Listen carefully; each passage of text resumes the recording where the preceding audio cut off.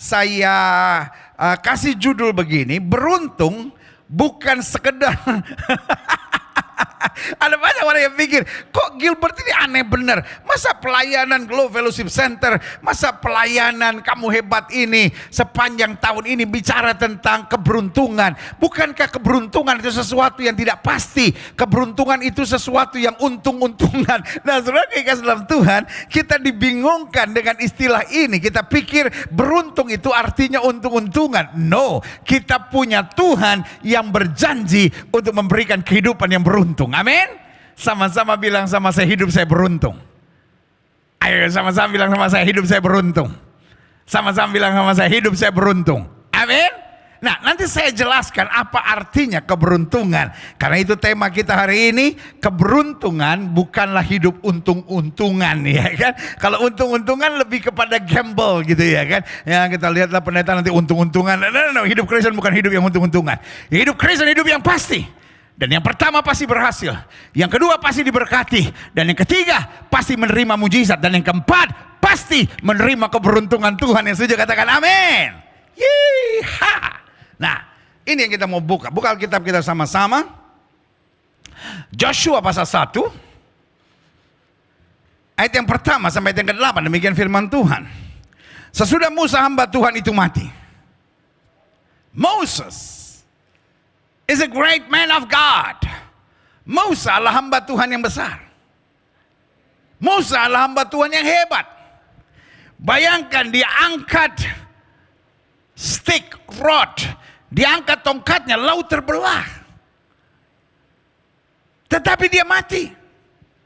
Kalimat saya sederhana, kalau Musa aja mati apalagi lu. Makanya hidup jangan sok tahu, hidup jangan sok jago, hidup jangan mengandalkan kekuatan sendiri. Musa yang hebat mati, Herodes yang kuat mati, Firaun yang kelihatannya punya kuasa yang hebat juga mati, kita juga pasti mati. Kematian bukan sesuatu yang menakutkan buat kita. Paulus bilang apa? Paulus bilang, bagiku hidup adalah Kristus, mati adalah keuntungan. Artinya, aku ingin bersama dengan Kristus. Tetapi aku juga mau memberi buah dalam pekerjaan, mau berbuat sesuatu untuk menjangkau jiwa-jiwa. Berarti selama aku hidup, tantangan apapun, aku tetap akan melayani. Dan kalau tugasku sudah selesai, aku akan bersama dengan dia dalam kemuliaan. Yang setuju katakan amin. Saudara-saudara yang 2020, ada orang yang dia cintai meninggal. Saudara nggak usah kecewa, nggak usah tertekan. Kematian bukan tanda mujizat tidak terjadi. Kematian hanya tanda bahwa Tuhan berdaulat dan berkuasa. Apa saja yang dia inginkan pasti jadi. Apa saja yang dia inginkan tidak bakal terjadi. Para politisi, orang-orang ahli, para provokator, boleh mau coba ciptakan apapun, tapi izinkan saya mengingatkan buat saudara, apa saja yang Tuhan mau pasti jadi, apa saja yang Tuhan tidak mau tidak akan jadi. Makanya pastikan hidup kita dekat dengan Tuhan. Musa, hamba Tuhan yang besar itu, mati. Ayat ini bilang, sesudah Musa, hamba Tuhan itu mati, berfirmanlah Tuhan kepada Yosua bin Nun, abdi Musa itu demikian, hambaku Musa telah mati. Sebab itu bersiaplah sekarang seberangi sungai Yordan ini, engkau dan seluruh bangsa ini menuju negeri yang akan kuberikan kepada mereka, kepada orang Israel itu. Berarti hamba Tuhan bisa mati, tapi pekerjaan Tuhan akan berjalan terus. Gereja, gedungnya bisa dibakar, tapi pekerjaan Tuhan akan berjalan terus.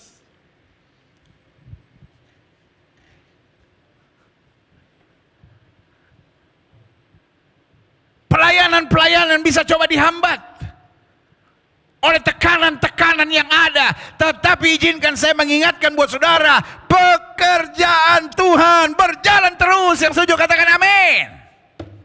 Either you are in or out. Karena pekerjaan Tuhan berjalan terus, kita mau ikut terlibat atau kita mau meninggalkan.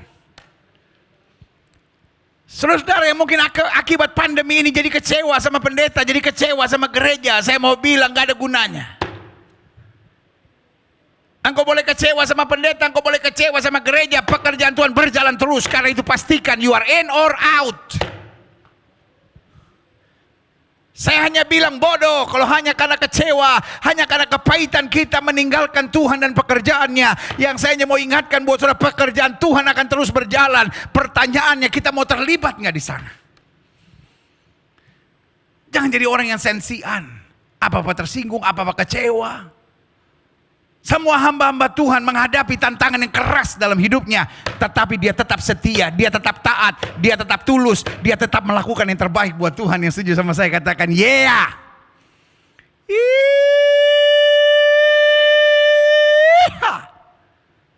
Amin, amin, amin, amin. Lihat ya.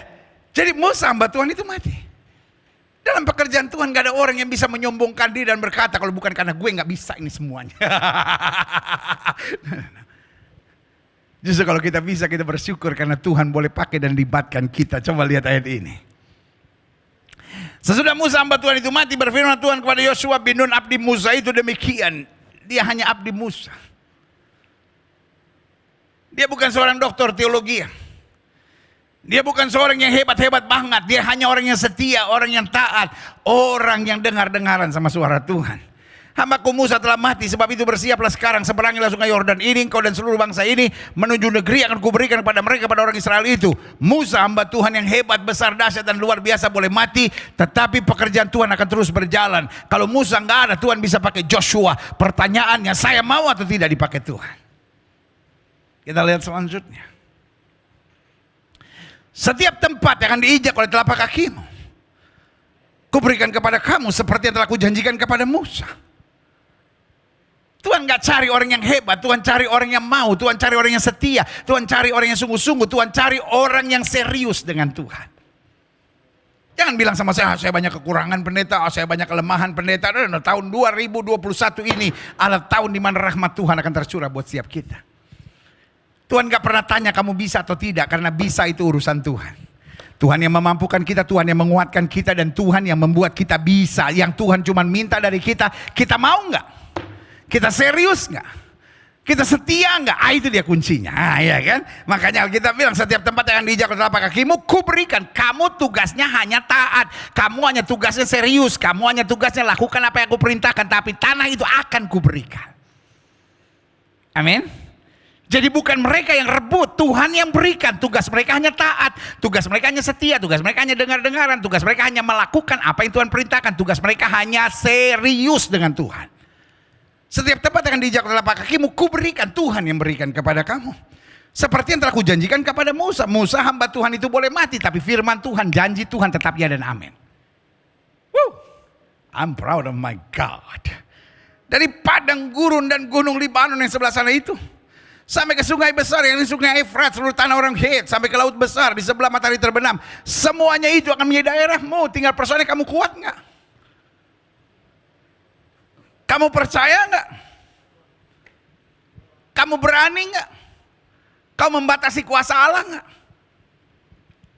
Kadang-kadang yang membuat hidup kita nggak beruntung, kadang-kadang yang membuat hidup kita nggak berhasil, kadang-kadang yang membuat hidup kita nggak sesuai dengan janji Tuhan. Kenapa? Karena kita batasi kuasa Allah. Orang rasanya nggak mungkin. Wah, itu kayaknya nggak bisa pendeta. Wah, itu terlalu sukar pendeta. Wah, itu terlalu berat pendeta. Never, never, never, ever limit your God.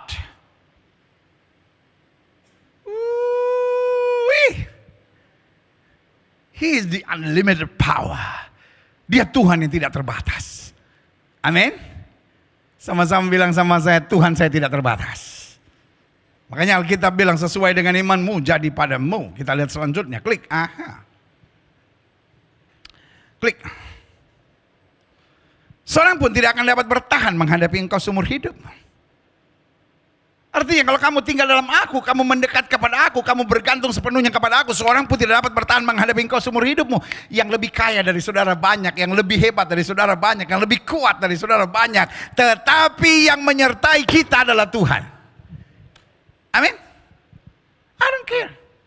Saudara boleh menatap saya dan berkata, tapi saya diserang oleh jenderal pendeta, saya diserang oleh orang yang berpangkat tinggi pendeta, saya diserang oleh orang kaya, saya diserang oleh orang yang waduh pergaulannya keras pendeta. Hari ini saya mau bilang sama saudara, Tuhan janji sama Joshua, seorang pun tidak akan dapat bertahan menghadapi engkau. Dengan lain kata, Tuhan bilang sama Joshua, kamu bukan yang terbesar, kamu bukan yang terhebat, kamu bukan yang terjago, tapi aku yang menyertai kamu. Yang setuju bilang amin. Hidup Kristen bukan hidup yang kecil hati.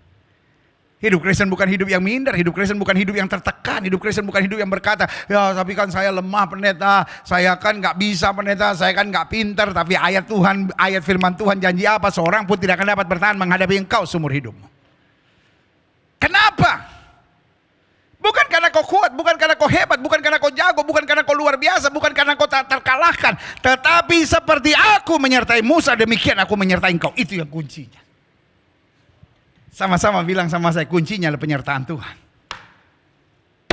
Jadi waktu hari ini kita menerima tubuh dan darah Kristus. Tubuh dan darah Kristus bukan obat kuat. Bukan berarti, oh saya sudah minum anggur dan roti, wah sebulan ini kuat. Bukan. Tapi waktu kita minum tubuh Kristus, kita minum darah Kristus dan kita makan tubuh Kristus yang dilambangkan dengan roti dan anggur. Iya kan?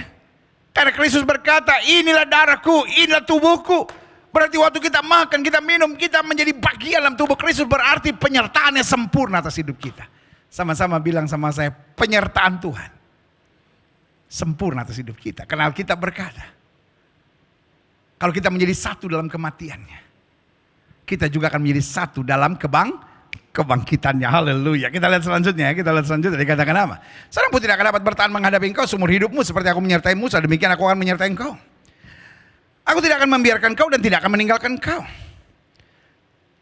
Bukan Tuhan yang meninggalkan kita, kadang-kala kita yang meninggalkan Tuhan. Iya kan? Kita lihat selanjutnya ayat yang ke-6. Ada perintah yang Tuhan bilang di sini, kuatkan dan teguhkan hatimu. Sebab engkau lah yang akan memimpin bangsa ini memiliki negeri yang akan kujanjikan dengan bersumpah kepada nenek moyang mereka untuk diberikan kepada mereka. Sama-sama bilang saya harus kuat dan teguh. Kita lihat selanjutnya, klik. Hanya diulangi sekali lagi, kuatkan dan teguhkan hatimu dengan sungguh-sungguh. Bertindaklah hati-hati sesuai dengan seluruh hukum yang telah diperintahkan kepadamu oleh hambaku Musa. Janganlah menyimpang ke kanan atau ke kiri supaya engkau beruntung kemanapun kau pergi. God has a special promise. Tuhan punya janji yang spesial buat kita bahwa kamu akan beruntung kemanapun kamu pergi. Boleh saja pintu tertutup, boleh saja kamu ditekan, boleh saja kamu dicurangi, boleh saja kamu menghadapi badai, tetapi kamu akan melihat tangan Tuhan yang menyertai kamu dan kamu akan menyadari bahwa hidup kamu beruntung. Yang setuju katakan amin. Beruntung berbeda sama berhasil. Berhasil adalah sesuatu yang bisa kita perhitungkan. Saya sekolah, sampai mendapat master, sampai mendapat doktor. Saya dapat bersyukur pada Tuhan dan berkata saya berhasil. Tapi beruntung unpredictable. Waduh, saya pikir saya dalam masalah besar. Waduh, saya dicurangin orang. Waduh, saya dijahatin orang. Waduh, saya udah di set up untuk masuk dalam jebakan yang akan membunuh, menghancurkan karir saya. Tapi Tuhan balikan semua keadaan. Itulah keberuntungan. Dan Alkitab berkata, kemanapun kau pergi, kau gak usah takut. Selama kau bertindak hati-hati, selama kau tidak miring ke kiri maupun miring ke kanan, kamu akan beruntung. Kemanapun kamu pergi, yang sudah katakan amin. Kita lihat selanjutnya. Janganlah kau lupa memperkatakan kitab Taurat ini, tapi renungkanlah itu siang dan malam supaya engkau bertindak hati-hati sesuai dengan segala yang tertulis di dalamnya. Sebab dengan demikian perjalananmu akan berhasil. Diulangi sekali lagi, engkau akan beruntung. Sama-sama bilang sama saya akan berhasil. Ayo sama-sama bilang sama saya akan berhasil. Sama-sama bilang sama saya akan beruntung. Amin. Kita lihat selanjutnya, klik.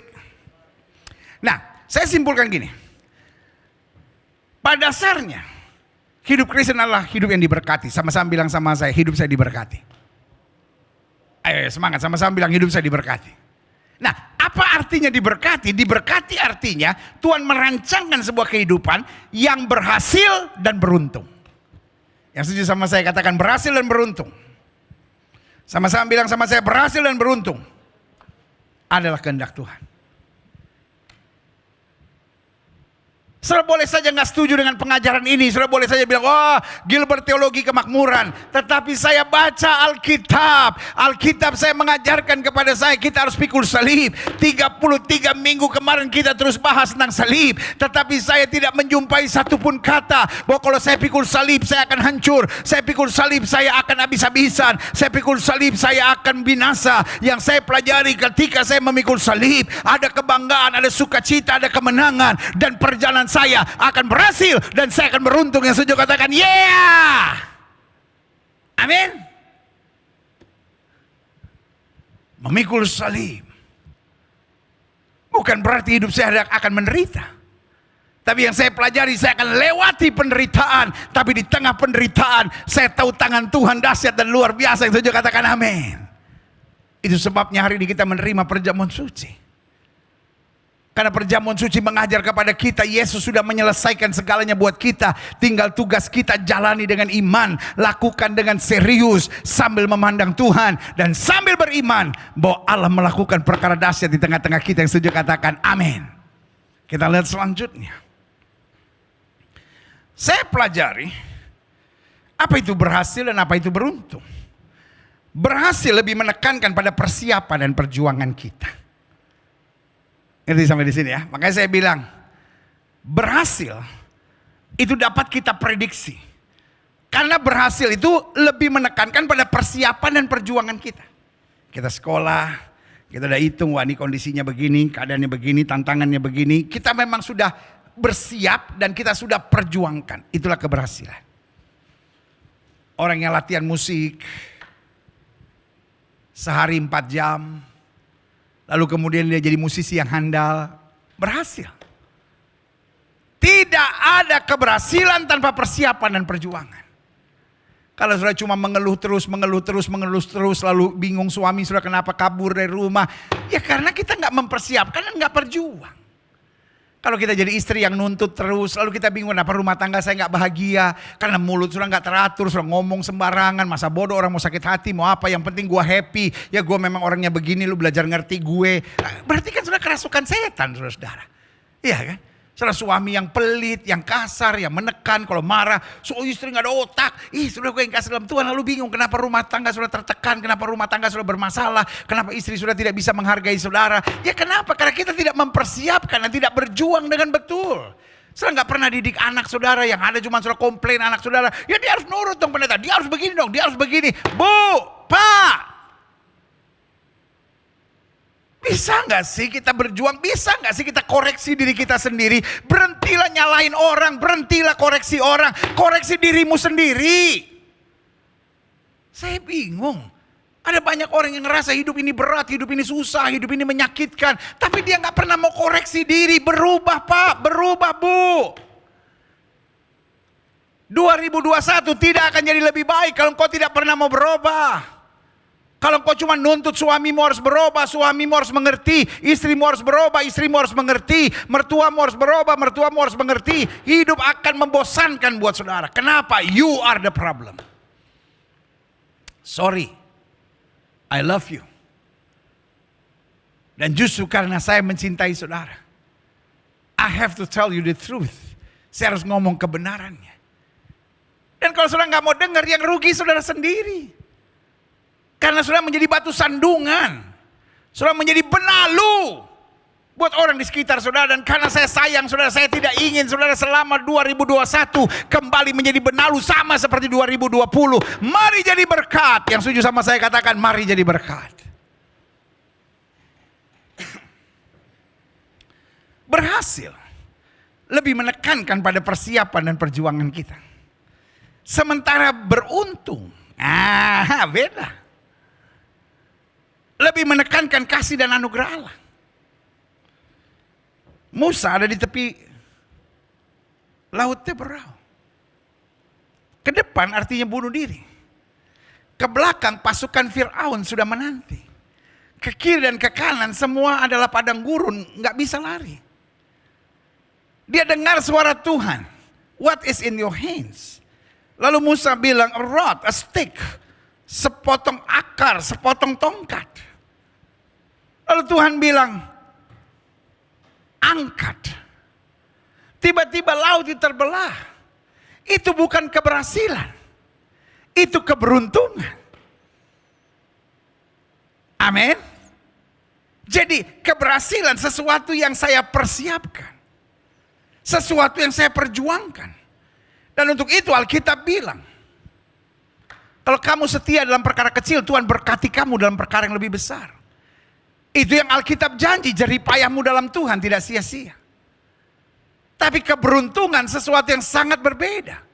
Keberuntungan adalah sesuatu yang Tuhan janjikan sesuai dengan imanmu, jadi padamu apa yang tidak pernah kau pikirkan, itu yang Tuhan sediakan. Yang setuju katakan amin. Nah, kita nggak bisa hanya mengharapkan keberuntungan tanpa kita berjuang dan mempersiapkan diri untuk berhasil. Ngerti ya? Sengaja saya bicara lambat-lambat ini karena saya mau di hari Minggu pertama ini adalah awal dorongan buat saudara untuk koreksi diri, untuk persiapkan diri, memperbaiki hal-hal yang lama, supaya 2021 kita melihat berkat Tuhan, kita berhasil dan juga beruntung. Kita bukan jadi orang yang terus nyinyirin orang, kita jangan jadi orang yang terus kepoin orang lain, kita jangan jadi orang yang terus komentar ini, kritik ini, kita hanya jadi haters dengan hati busuk yang dikuasai iblis dan setan-setan. Tapi kita menjadi orang percaya yang bangkit, berjuang, berbuat sesuatu dan melihat janji Allah tergenapi. Yang sudah katakan yeah. Amin. Saya selalu bilang haters tidak bisa menghambat pekerjaan Tuhan. Haters hanya memperbanyak orang-orang masuk neraka, saudara-saudara. Saya ulangi sekali lagi. Haters tidak bisa menghambat hamba-hamba Tuhan. Dan haters tidak bisa menghambat pekerjaan Tuhan. Pekerjaan Tuhan akan berjalan terus. Dan hamba-hamba Tuhan yang benar akan terus diangkat oleh Tuhan. Hatersnya Yusuf buang Yusuf ke dalam penjara. Tetapi justru keberadaan itu membuat Yusuf lebih dahsyat lagi. Jadi haters tidak pernah bisa menghambat karya Tuhan dalam hidup seorang hamba Tuhan. Haters juga tidak bisa menghambat pekerjaan Tuhan. Haters hanya membuat jumlah orang-orang di neraka bertambah banyak karena lu salah satunya. Kenapa? Engkau jadi haters, omonganmu gak benar, engkau menghasut, hatimu busuk, lalu kau pikir kau mau masuk surga. Kau pikir kau ada orang dalam ke apa? Ya kan? Jadi saudara gue kasih dalam Tuhan. Saya ulangi. Apa itu berhasil, apa itu beruntung? Berhasil lebih menekankan pada persiapan dan perjuangan kita. Namun beruntung lebih menekankan kasih dan anugerah Allah. Klik. Nah, saya pelajari selanjutnya. Kita pada dasarnya adalah orang-orang yang beruntung. Kenapa beruntung? Saya pelajari beberapa hal ini. Yang pertama, karena Tuhan yang memilih kita, mengenal kita, namun mengasihi kita. Wow, haleluya.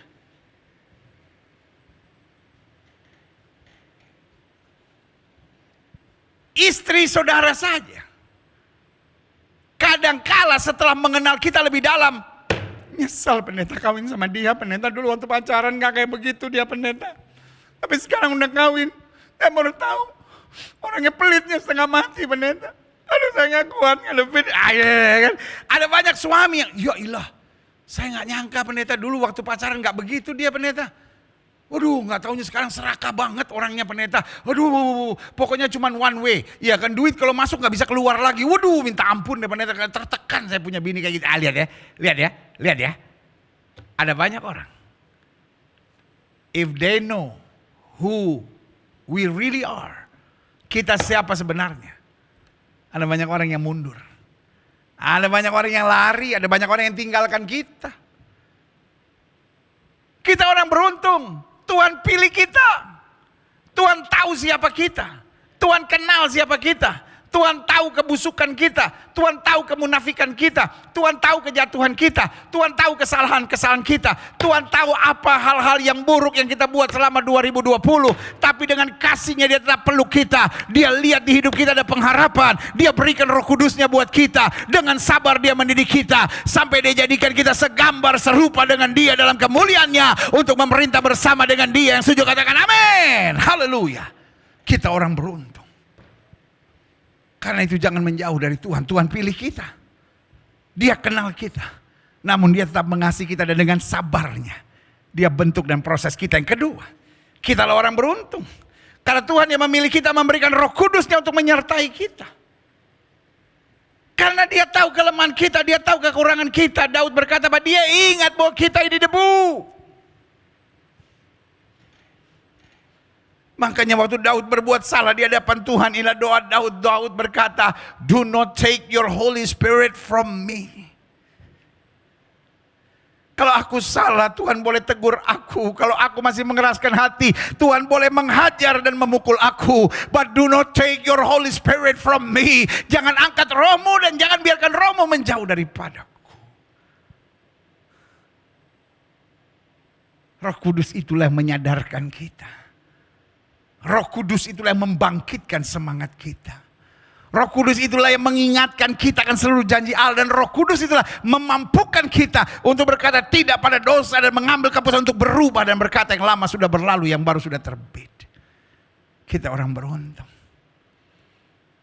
Makanya selalu saya bilang, meninggalkan iman Kristen adalah kebodohan. Karena meninggalkan iman Kristen bukan hanya berarti saya memiliki sebuah agama baru. Meninggalkan kekristenan berarti meninggalkan tuntunan Roh Allah dalam hidup saya. Karena kekristenan percaya Yesus naik ke surga, tapi dia tidak meninggalkan kita sebagai tim piatu. Dia memberi seorang penolong lain, Roh Kudusnya. Dan untuk itu roh di dalam kita lebih besar dari roh yang alam dunia ini. Kapan saya tahu Roh Kudus di dalam saya? Ketika saya salah dan saya gak ngotot. Ketika saya salah, saya merendahkan diri dan minta ampun sama Tuhan.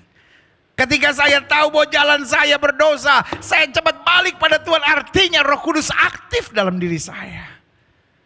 Tapi kalau saya sudah berdosa, saya masih terus menikmati kesenangan dosa.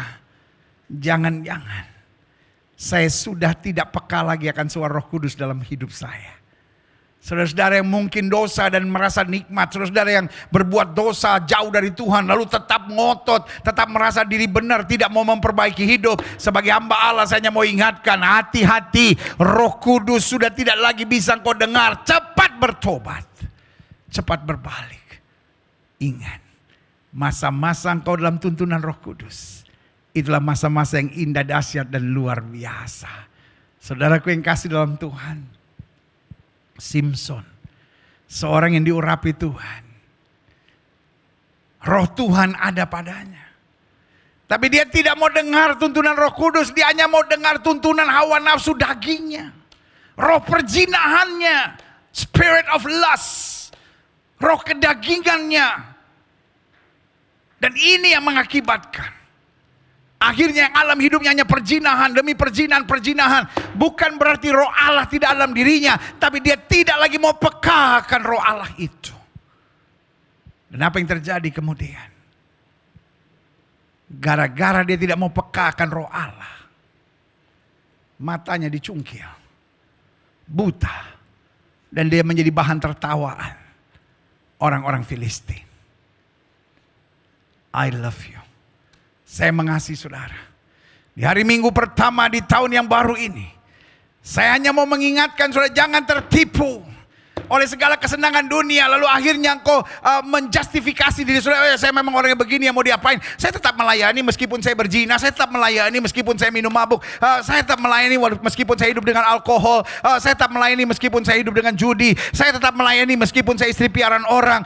Saya tetap melayani meskipun saya selingkuh dengan perempuan lain. Saya tetap melayani meskipun saya hidup dengan pergi ke klub, lalu baca-bacaan cabul. Yang penting Tuhan tahu saya melayani. Roh memang lemah, tubuh saya memang lemah, tapi ya saya tahu kok roh saya melayani. Tertipu setan kau. Ini saatnya engkau membiarkan suara Roh Kudus berbicara kembali. Jangan sampai terjadi seperti Simson. Betul, kemudian dia kembali pada suara Roh Kudus, tetapi matanya sudah dicungkil dan dia sudah jadi bahan tertawan orang Filistin.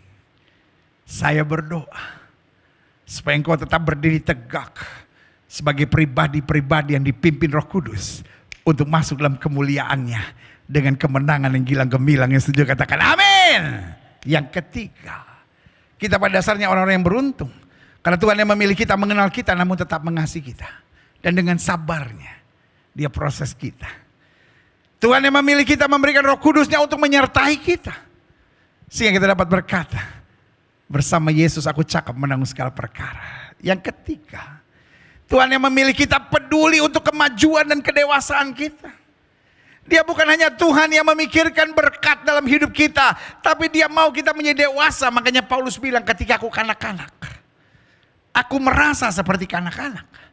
Aku berkata-kata seperti kanak-kanak. Aku berpikir seperti kanak-kanak. Tetapi setelah dewasa, aku meninggalkan sifat kekanak-kanakan. Ini yang Tuhan mau dalam hidup kita. Kadang-kala kita kekanak-kanakan banget. Ngambek lah. Kecewa lah. Nggak mau bertanggung jawab lah. Hidup cuma nuntut orang. Kan anak-anak gitu. Mama jahat. Anak-anak cuma nuntut. Tapi orang dewasa berjuang. Amin. Tuhan mau mendewasakan kita. Makanya saya bilang, kita orang beruntung. Kalaupun Tuhan izinkan kita menghadapi masalah, Tuhan gak salah. Saudara-saudara yang sedang berkata, Tuhan kenapa saya harus menghadapi masalah? Kenapa begini? Karena Tuhan sedang mau mendewasakan kita. Tuhan sedang mau melatih kita. Tuhan sedang mau menyempurnakan kita. Supaya makin hari, makin lama daging kita makin tersalibkan. Supaya roh kemuliaan Kristus tetap bangkit dalam hidup kita. Yang setuju katakan, yeah. Saudaraku, kitalah orang-orang yang beruntung. Karena Tuhan yang memilih kita, mengenal kita, namun tetap mengasihi kita. Dia tahu kekurangan kita, kelemahan kita, kesalahan kita, kebodohan kita, kemunafikan kita, tapi Dia tetap mengasihi kita. Yang kedua, Tuhan yang memilih kita memberikan Roh Kudusnya untuk menyertai kita. Dan untuk itu kita dapat berkata, roh yang di dalam saya lebih besar dari roh yang alam dunia ini. Karena roh yang membangkitkan Kristus dari antara orang mati ada di dalam saya untuk membimbing saya dalam kuasa kebangkitan. Yang ketiga, Tuhan yang memilih kita peduli untuk kemajuan dan kedewasaan kita sampai menuju pada kesempurnaan. Dan yang keempat, Tuhan yang memilih kita kemudian memperlengkapi kita.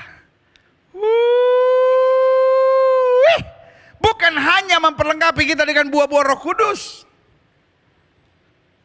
tapi Dia juga memperlengkapi kita dengan karunia-karunia Roh Kudus. Buah-buah roh itu penting untuk kesaksian kita. Jangan kita menekankan buah-buah roh tapi tidak hidup dalam karunia. Sebaliknya kita menekankan karunia-karunia tetapi tidak mengeluarkan buah-buah roh, tetapi yang Kristus janjikan. Makanya saya bilang kita orang beruntung. Siapa sih kita? Banyak kelemahan, banyak kekurangan, banyak kesalahan. Tapi Tuhan begitu percaya sama kita. Dia berikan buah-buah roh sehingga kasih sukacita terpancar dalam hidup kita. Asal kita mendekat sama Tuhan, asal kita mau dengar-dengar, asal kita mau bergaul dengan firman hari demi hari. Dan kemudian setelah Tuhan bisa lihat bahwa kita bisa dipercaya dengan buah-buah roh, Dia percayakan karunia-karunia roh untuk kita menjangkau jiwa-jiwa, meluaskan kerajaan Allah sehingga nama Kristus dipermuliakan. Yang setuju katakan amin. Haleluya. Selanjutnya saya pelajari. Karena kita adalah orang yang beruntung, maka yang pertama mari kita hidup berkualitas dan berintegritas. Jangan hidup sembarangan. Jangan jadi suami yang ngaco. Jangan jadi istri yang cerewet. Jangan jadi anak-anak muda yang egois. Jangan jadi pelayan-pelayan Tuhan yang hanya mikirin perutnya, dirinya, keinginannya, kesenangan dagingnya sendiri. Jangan jadi pejabat yang hanya mau mencari keuntungan saja. Saudaraku yang kasih dalam Tuhan, mari kita hidup berintegritas dan berkualitas. Amin. Kenapa Yesus berkorban? Kenapa Allah turun menjadi sama dengan manusia? Itu yang namanya integritas. Karena Dia ingin menyelamatkan kita. Supaya kita yang seharusnya binasa, kita yang seharusnya menuju maut, diselamatkannya dan beroleh hidup yang kekal bersama Dia. Yang sudah katakan amin. Karena orang-orang yang berintegritas dan berkualitas, artinya orang-orang yang mengangkat, orang-orang yang menguatkan, orang-orang yang memberi pengharapan, dan orang-orang yang memberi kesejukan dalam hidupnya. Haleluya. Yang kedua, karena kita adalah orang yang beruntung, mari kita hidup fokus pada Tuhan dan kerajaannya. Karena Alkitab bilang cari dahulu kerajaannya dan kebenarannya, maka semuanya akan ditambahkan kepadamu. 2021 ini, saya harus yakinkan saudara, engkau bisa buat banyak salah. 2021, engkau bisa saja menghadapi masa-masa yang berat dan sukar. 2021, Bisa saja engkau menghadapi goncangan-goncangan dan kebimbangan-kebimbangan. Tapi ini yang hanya saya mau tekankan buat saudara, tetap fokus pada Kristus dan kerajaannya. Alkitab sampai bilang begini, apa saja yang kau lakukan, lakukanlah seperti untuk Tuhan. Ketika engkau disakiti, jangan fokus pada hal-hal yang menyakiti. Ketika engkau diomongin orang, jangan fokus pada orangnya. Adik-adik muda, ketika kau diputusin sama pacarmu, ketika kau dikhianati oleh orang yang kau sayang. Ih, pendeta sensitif nih. Jangan fokus. Di Instagram semua foto-fotonya dihapus-hapusin. Barang-barangnya dibakarin. Jangan fokus. Kalau kita fokus pada masalah, tahun ini tahun yang berat, tahun ini tahun yang menjenuhkan, tahun ini tahun yang keras. Tapi sebaliknya kalau kita fokus pada Kristus, tahun ini kita melihat rahmatnya, kita melihat kemenangannya, kita melihat mujizatnya, kita melihat terobosan-terobosan yang luar biasa. Yang setuju katakan amin. Haleluya. Selanjutnya, karena kita adalah orang yang beruntung, mari kita hidup berkualitas dan berintegritas. Kita fokus pada Tuhan dan kerajaannya. Yang ketiga, mari kita hidup dengan mental berkorban dan memberi. Kita belajar dari Kristus. Kristus bilang, aku datang bukan untuk dilayani, tapi untuk melayani. 2021, anak Tuhan tidak boleh nyusahin orang, tidak boleh merugikan orang, tidak boleh nyengsarakan orang. Saya berdoa supaya iman sudah makin naik. Dan apa bukti iman makin naik? Kita makin gak egois. Less of me, more of Jesus. Artinya hidup kita makin berkurang, tapi makin bertambah-tambah dalam kasih Tuhan. Suami, mari belajar berkorban dan memberi, menjadi orang-orang yang mentalnya memberi. Istri-istri, mari siap berkorban. Dan kalau berkorban gak usah sambil menangis. Kalau berkorban gak usah sambil menyesali keadaan. Kalau berkorban gak usah sambil sakit hati. Ya pendeta, saya sebetulnya sakit banget, tapi ya udahlah, firman Tuhan bilang saya suruh berkorban, ya udah saya berkorban. Itu bukan pengorbanan, itu penderitaan. Pengorbanan adalah sesuatu yang saya jalankan dengan bangga. Betul, saya menabur dengan air mata, tapi saya akan menuai dengan sorak-sorai. Berikan tepuk tangan yang meriah buat Tuhan. Haleluya. Selanjutnya, karena kita adalah orang yang beruntung, mari kita hidup finishing strong.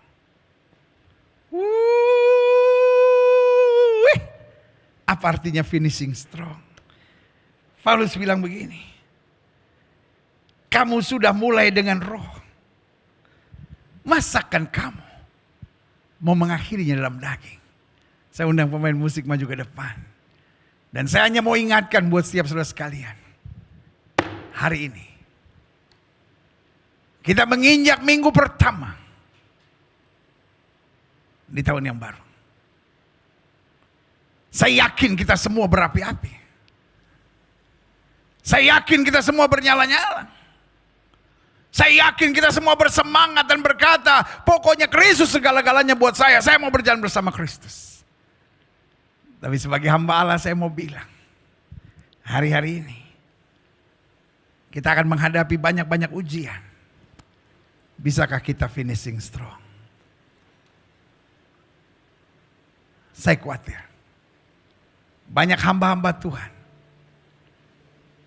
banyak anak-anak Tuhan lost faith, lost sincereness, kehilangan ketulusan, kehilangan mental berjuang karena berkata, I cannot.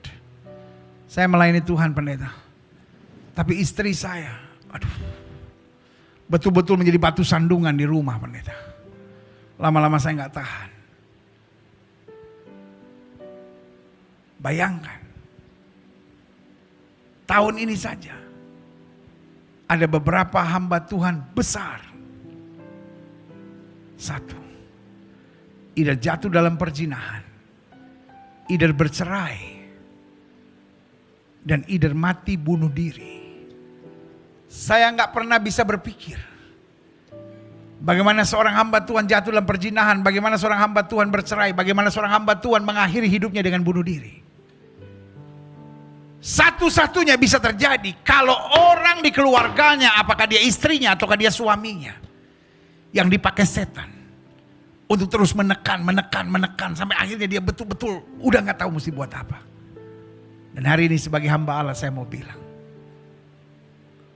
kita nggak pernah tahu setan akan pakai siapa. Setan bisa pakai anakmu, setan bisa pakai ayahmu, setan bisa pakai mertuamu, setan bisa pakai menantumu, setan bisa pakai istrimu, setan bisa pakai suamimu, setan bisa pakai orang dekatmu. Dan hanya dua hal yang dia mau buat. Kalau dia tidak berhasil membujuk engkau supaya keluar dari kekudusan, supaya keluar dari kasih, supaya keluar dari kebenaran, supaya keluar dari kesetiaan, supaya keluar dari kedamaian, dan dibujuk bagaimanapun kau tetap setia, maka dia akan coba menekan. Kalau dia nggak bisa pakai orang jauh, setan akan pakai orang-orang dekat. But folks, I know what you're going through. Ibu, engkau yang sedang merasa jiwamu tertekan, I know what you're going through. Pak, bapak-bapak yang sedang mengalami tekanan, I know what you're going through. Adik-adik muda, saya bisa merasakan. Saya tahu apa artinya hidup dalam tekanan itu. Saya melayani Tuhan dari saya usia 18 tahun. Saya tahu apa artinya tertekan. Saya tahu apa artinya ditekan dari segala sudut. Tapi saya hanya ingatkan buat saudara sekalian, kita prajurit. We are soldiers. We are soldier. Kita bukan seniman yang gampang mudi, yang gampang sakit hati, yang gampang meraju, kata orang Manado bilang, yang gampang ngambek gitu saudara. But we are soldier. Artinya walaupun kadangkala air mata kita harus mengalir, kadangkala hati kita goncang, tapi kita tetap pandang salib. Kita berkata, Lord, there is no other choice for me after finishing strong. Ingat, engkau akan berhasil dan perjalananmu akan beruntung. Ibu, you are a soldier. Bapak, you are a soldier. Adik-adik muda, pelayan-pelayan Tuhan, saudara-saudara yang sedang mau goncang hari-hari ini, let me remind you, you are a soldier of Christ. Engkau adalah prajurit-prajuritnya Kristus. Hari ini kita akan terima perjamuan suci. Pastikan hari ini kau berkata, Tuhan, aku akan berhasil. Dan kalaupun persiapanku dan perhitunganku gak jelas lagi, aku percaya masih ada keberuntungan yang Tuhan sediakan. Welcome. This is year of gain. Inilah tahun keberuntungan, tahun peningkatan, tahun kemajuan yang Tuhan mau sediakan. Pastikan kita bertindak hati-hati. Pastikan kita kuatkan dan teguhkan hati. Pastikan kita fokus pada janji-janji Tuhan. Dan pastikan kita tidak melupakan Taurat Tuhan. Pastikan kita memperkatakan Taurat. Yang kita katakan bukan apa yang kita rasa. Yang kita katakan bukan apa yang menyakitkan kita. Yang kita katakan bukan apa yang mengkhawatirkan kita. Tapi yang kita katakan apa yang Tuhan sudah jamin buat hidup kita.